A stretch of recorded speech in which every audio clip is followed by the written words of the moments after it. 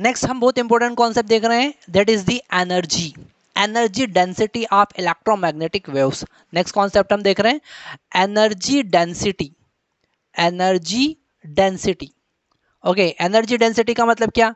Energy per unit volume. Okay, energy density का मतलब क्या है? You total energy divided by total volume. Energy per unit volume, energy per unit volume. Okay, energy per unit volume.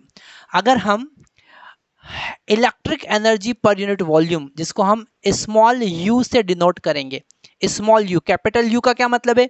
Capital U का मतलब total energy, और small U का मतलब energy density, energy per unit volume. Total energy को total volume से divide करना है, तो हमको क्या मिलेगा? Energy density. Joule per metre cube, किसमें मेजर करेंगे? Joule per metre cube. और अगर इलेक्ट्रिक फील्ड की हमको बात करना है तो एनर्जी डेंसिटी होता है 1/2 epsilon naught E naught square. अगर आप ई नॉट की बात करेंगे तो ये होगा peak energy density, peak value. ऐसे ही मैग्नेटिक फील्ड की बात करें, energy density for magnetic field U B हम लिखते हैं, small U B, that is the energy density for magnetic field of magnetic field 1/2 B not square by mu naught. these are the peak value, these are the peak value. ये maximum value है, peak value है। अगर हमको RMS value की बात करना है, अगर हम यू ई आरएमएस की बात करें, हमको पता है यहां पर 1/2 एप्सिलॉन नॉट, ये ई नॉट डिवाइडेड बाय √2 होगा। Okay, this RMS value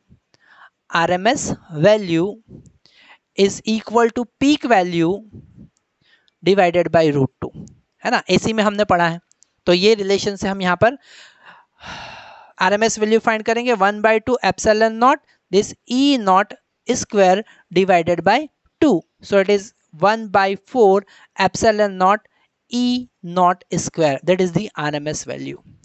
okay, अगर हम मैग्नेटिक फील्ड का आरएमएस वैल्यू डिराइव करना चाहते हैं तो वो भी 1/4 B not square divided by mu naught होगा।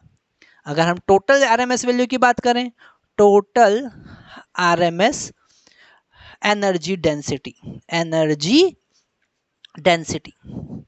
ओके, तो हम क्या लिखेंगे?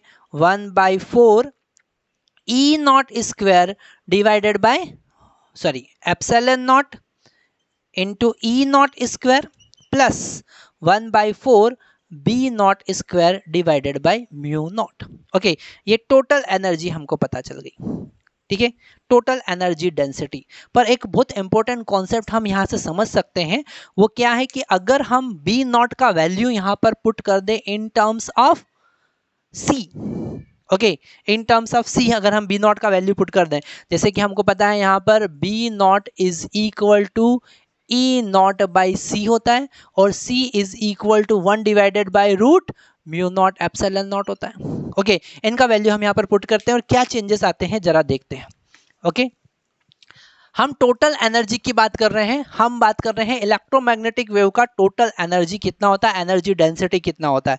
तो अगर हम इस मैग्नेटिक फील्ड का एनर्जी डेंसिटी जो कि है 1/4 B not square divided by mu not, okay, यहां पर बी नॉट का वैल्यू कितना पुट करेंगे?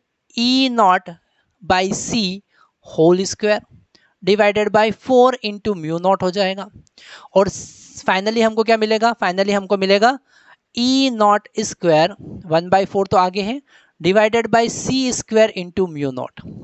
अब यहां से अगर हम सी स्क्वायर का वैल्यू कैलकुलेट करें तो वो होगा mu naught 1 divided by mu not epsilon naught, okay, और यहां पर mu naught into C square होगा 1 बाय एप्सिलॉन नॉट।